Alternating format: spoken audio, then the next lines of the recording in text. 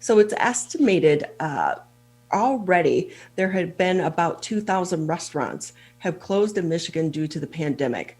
And those still open are struggling to try and survive, not only during this pause, but we have the winter ahead of us. To talk more about this, let's bring in Vickie Kherkher. She's the owner of the Grill in Sylvan Lake. Vickie, I have to tell you, your restaurant has become one of our favorite go-to places for the carryout during the pandemic. Good. Thank you very much. I'm glad to hear that.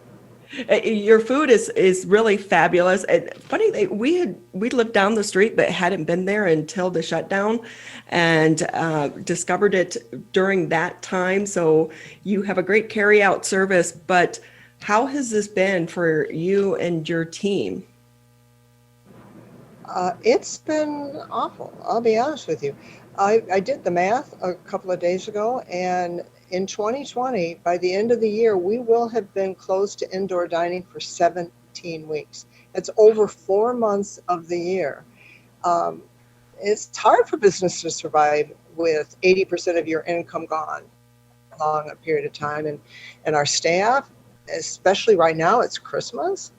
I don't know how people are going to feed their families. I don't know how they're going to give gifts for their children, pay their rent. It's extremely difficult for everyone. On top of that, we hear our elected leaders during this time saying that they recognize that there is a lot of stress, a lot of anxiety, and the financial fallout for small businesses such as yourself.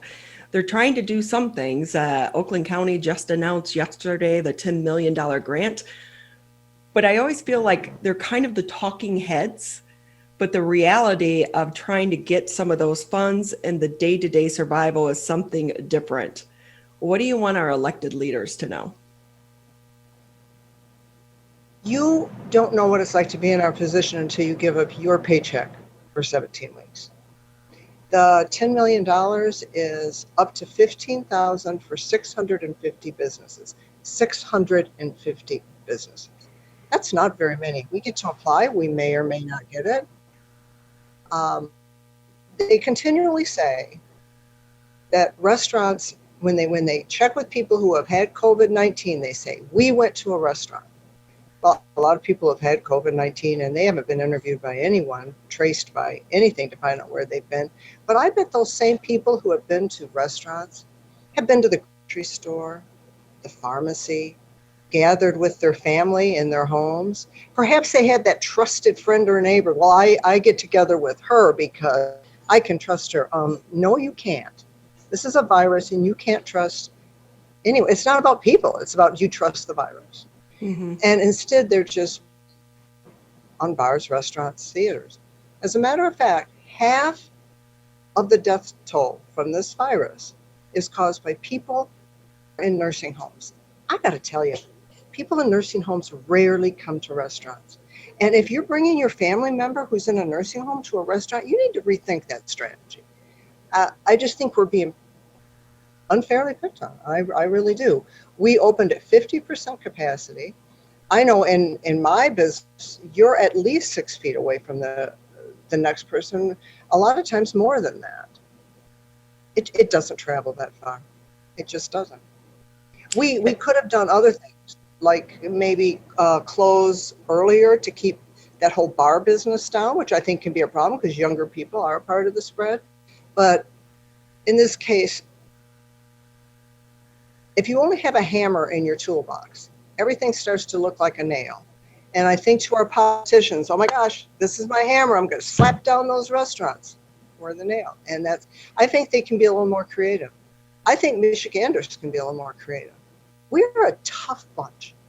If we just do the things we're asked to do, wear a mask, social distance, don't gather with your family and friends, we're almost at the end.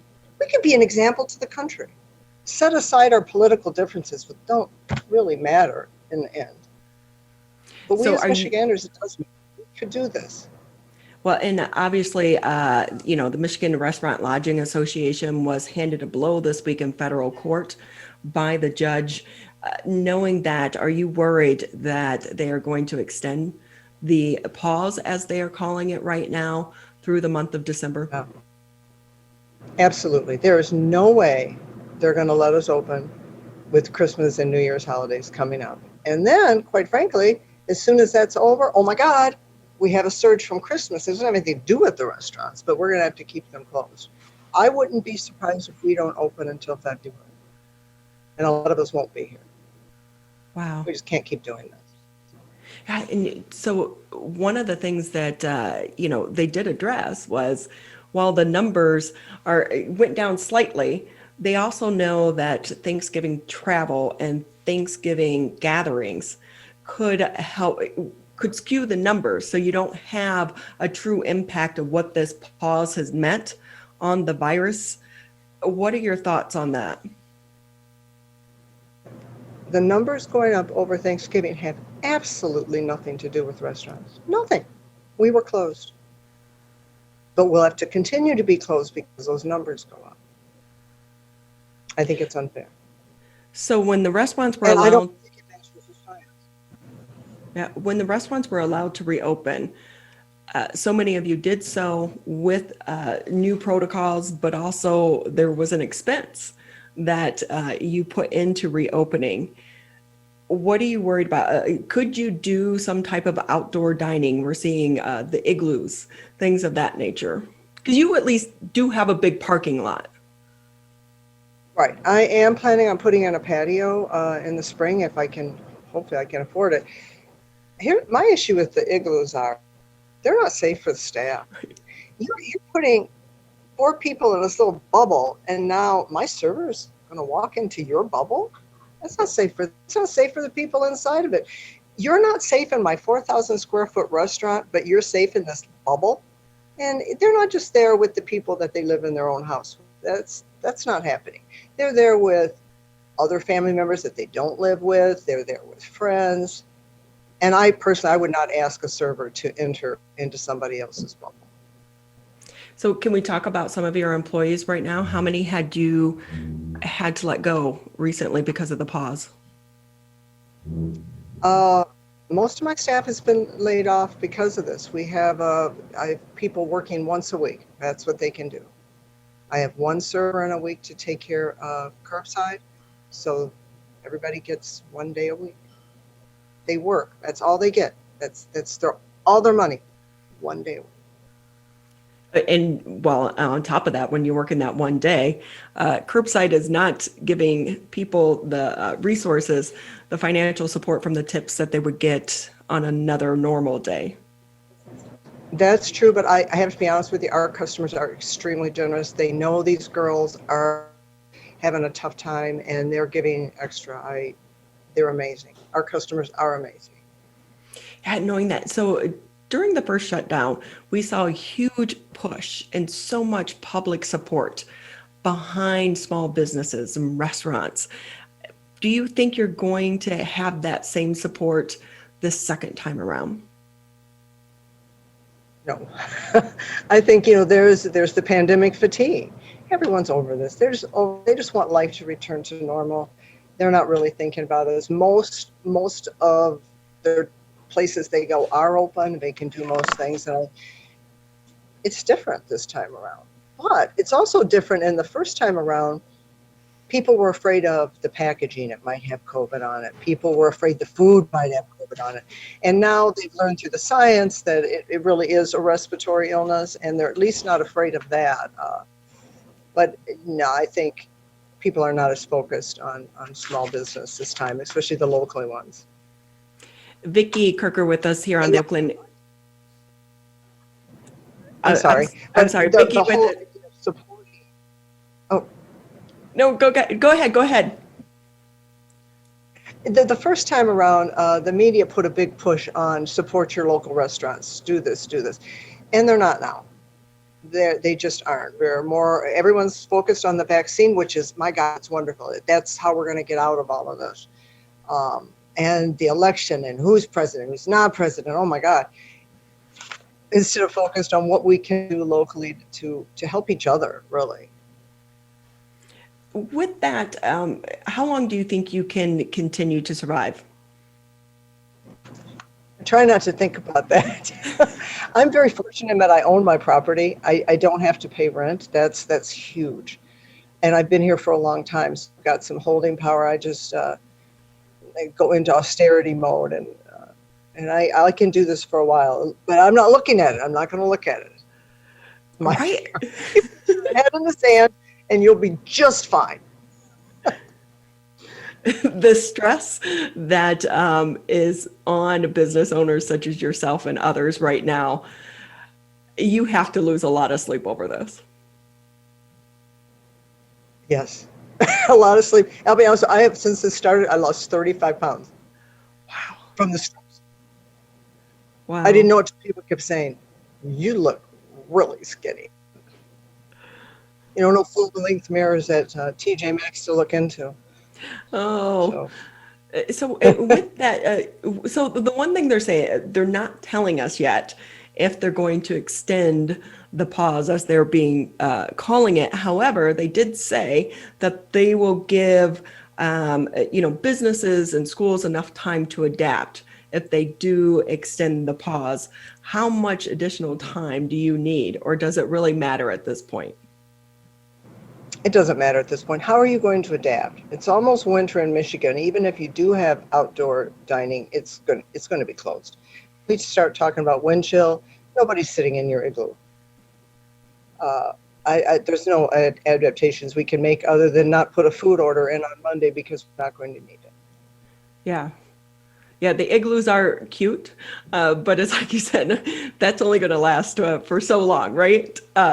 With Yeah. that, Vickie, talk to us a little bit about you come out of the first shutdown, you reopen, Mhm. you're still only at 50% capacity, but you are able to bring back employees. What Yes. has the employee situation been like for you? And with this next pause, are you worried that they're going to go get other jobs and they're not going to come back to the restaurant industry? Absolutely. After the first pause, everyone in this industry has scrambled to try to get any help at all. And now I hear more and more servers saying, "Well, I'm going to go get a job in retail. I'm going to do this. I'm going to do that." They don't trust the industry anymore to be able to function, because we haven't this year.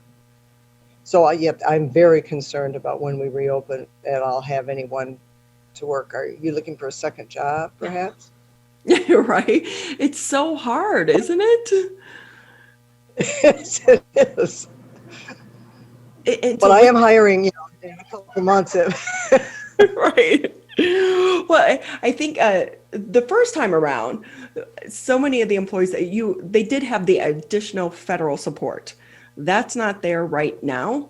So in some arenas, it's tough for them to go through right now, and even more so, it's in the middle of the holidays. But coming out of that from an employer standpoint, maybe people are going to be more eager to come back to work because the unemployment that they're getting now is not what they were getting before with the federal government stimulus. That's true, that what they're getting now will not feed their families. But even after the federal stimulus ran out at the end of July, the employees didn't come back. I thought they would. I thought, okay, as soon as that's over, we're going to have applications. No, I just think a lot of people left the industry Wow. And with that, and leave this time. Vickie Kherkher with us here on the Oakland County MegaCast. She's the owner of the Grill in Sylvan Lake. You've been a staple of the community there in Sylvan Lake. Do you want to talk a little bit about the support from the community and the neighbors?